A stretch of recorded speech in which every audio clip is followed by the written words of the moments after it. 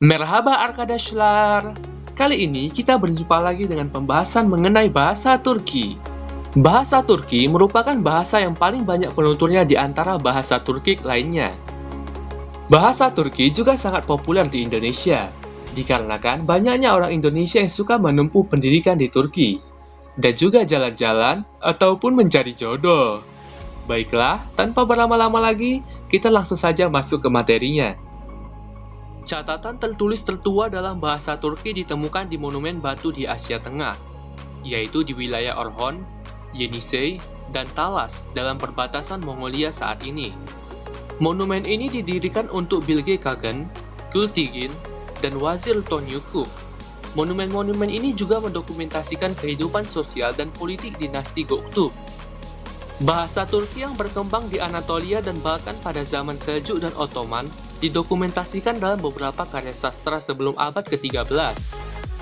Dalam konteks historis, bahasa Turki dapat diklarifikasikan menurut 3 periode yang berbeda.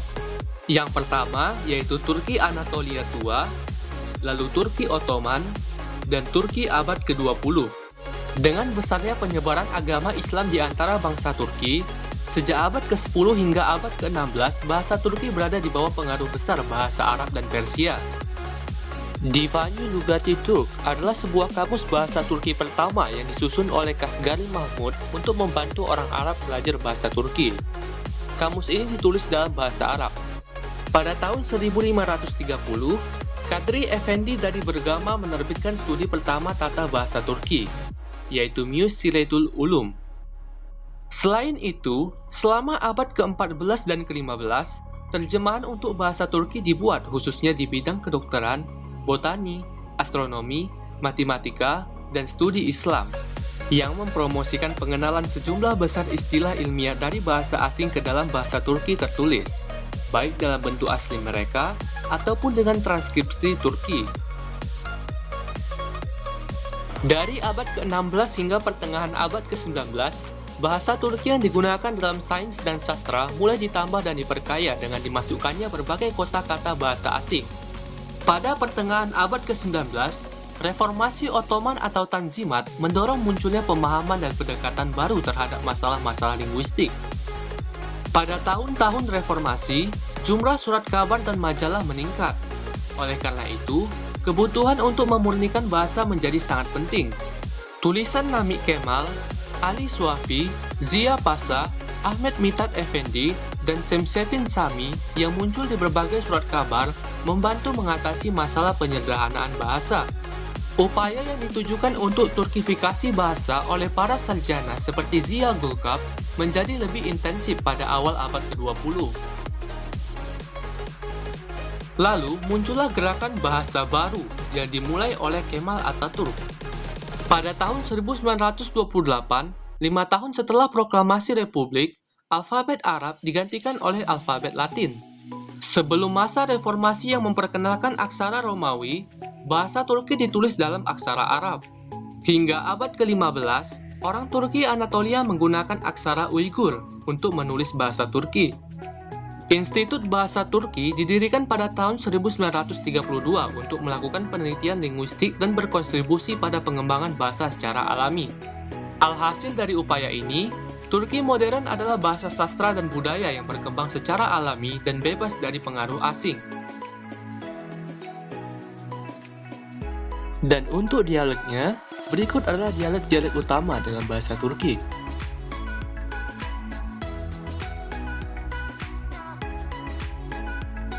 Dari dialek-dialek tersebut, bahasa Turki standar modern didasarkan pada dialek Istanbul. Dialek Istanbul sendiri merupakan salah satu bagian dari dialek Anatolia. Untuk rumpun bahasanya, bahasa Turki termasuk dalam rumpun bahasa Altaik bagian barat. Dan bagian dari bahasa Turki selatan. Untuk penuturnya, bahasa ini dituturkan hampir sekitar 80 juta orang.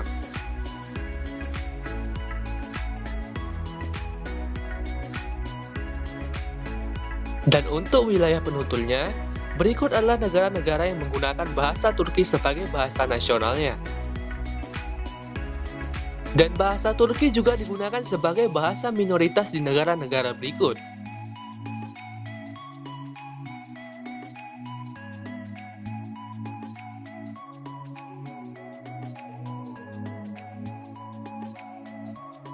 Sebelumnya, Siprus sudah mengajukan permintaan kepada Uni Eropa untuk menambahkan bahasa Turki sebagai salah satu bahasa resmi di Uni Eropa. Namun, negara Turki sendiri bukan merupakan bagian dari Uni Eropa. Berikutnya kita akan membahas huruf abjad dalam bahasa Turki. Bahasa Turki memiliki 29 huruf abjad, di mana 7 diantaranya merupakan hasil modifikasi dari huruf abjad Latin asli. Ketujuh huruf abjad tersebut adalah C cedilla, G dengan brief, I tanpa titik dan I dengan titik, O umlaut, S cedilla, dan U umlaut. Ketujuh huruf tersebut, kecuali huruf I dengan titik, memiliki bunyi yang sedikit berbeda jika dimasukkan ke dalam sebuah kata. Nah, untuk lebih jelasnya, perhatikan pengucapan dari kata-kata berikut ini. Pertama, yaitu huruf C cedilla. Çanta, araç, parça, Kedua, huruf G dengan brief. yağmur, dağ, öğrenci, Ketiga, huruf I tanpa titik. ıstakoz, yakın, altın, acı, Keempat, huruf O dengan umlaut. önemli, gömlek, aktör, Kelima, huruf S cedilla. Şubat, anlaşma, alışveriş, Dan yang keenam, huruf U dengan umlaut. üniversite, güneşli, kötü, Dan satu huruf tambahan lagi, ternyata huruf R jika diletakkan di akhir sebuah kata, maka bunyinya akan berbeda. Namun, jika huruf R terletak di awal atau di tengah kata, maka tetap memiliki bunyi seperti biasanya. restoran, radyo, serin,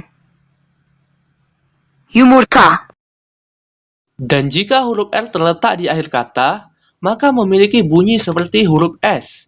Perhatikan contoh berikut. anahtar, yağmur, doktor, kibar, şehir, operatör. Pembahasan kita yang selanjutnya adalah tentang tata bahasanya.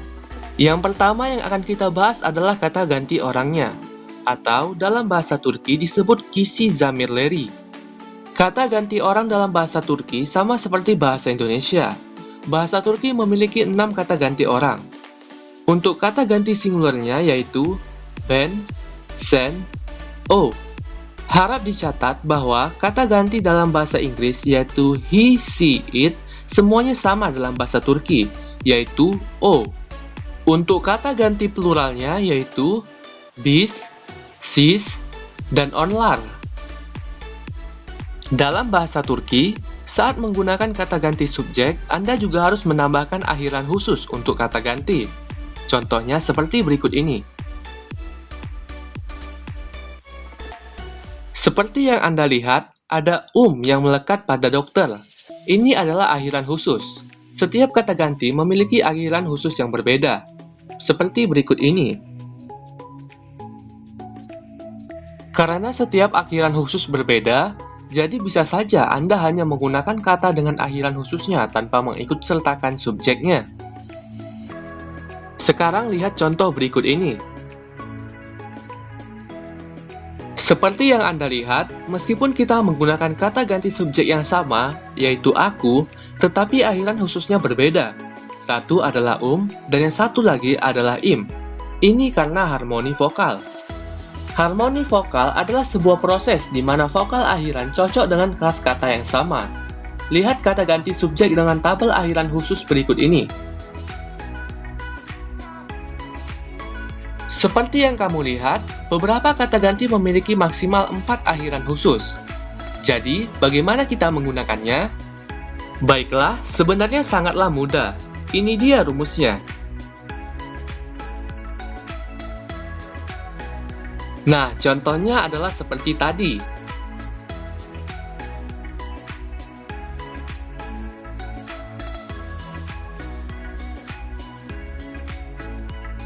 Kita telah mengetahui bagaimana cara mengatakan saya seorang dokter dan saya seorang guru dalam bahasa Turki. Sekarang, bagaimana cara mengatakan saya bukan seorang dokter dan saya bukan seorang guru? Anda cukup menggunakan kata del. Perhatikan contoh berikut ini. Selanjutnya yaitu kata benda dalam bahasa Turki. Kata benda dalam bahasa Turki tidak memiliki gender gramatikal.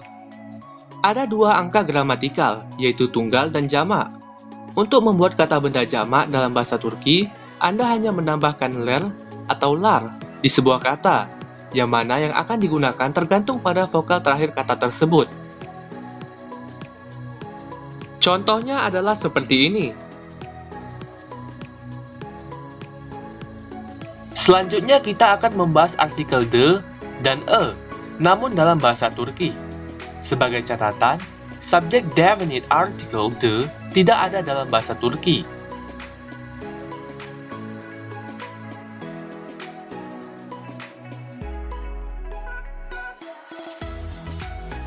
Untuk objek definite article diberi sufiks dengan keempat huruf ini. Cara memakainya mengikuti aturan sebelumnya.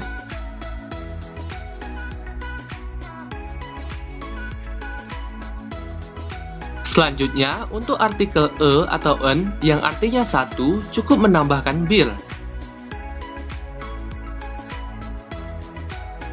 Selain itu, bahasa Turki menggunakan hukum menerangkan, diterangkan dalam sebuah kalimat, sama seperti bahasa Inggris. Yang perlu kalian ketahui selanjutnya adalah ciri khas kata kerja dalam bahasa Turki. Semua kata kerja bahasa Turki dalam kondisi infinitif diakhiri dengan ma atau me. Dengan menghapus akhiran ma atau me, kita akan mendapatkan kata kerja dasarnya. Lalu yang terakhir adalah pola kalimat dalam bahasa Turki. Dalam bahasa Turki, satu kalimat bisa ditulis dalam beberapa susunan kata yang berbeda. Yang paling umum digunakan adalah subjek, ditambah objek, ditambah kata kerja. Berikut adalah contohnya.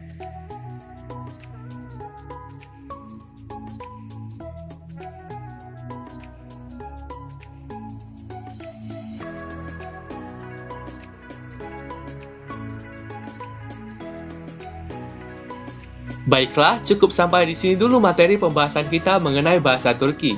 Terima kasih sudah menonton, semoga bermanfaat.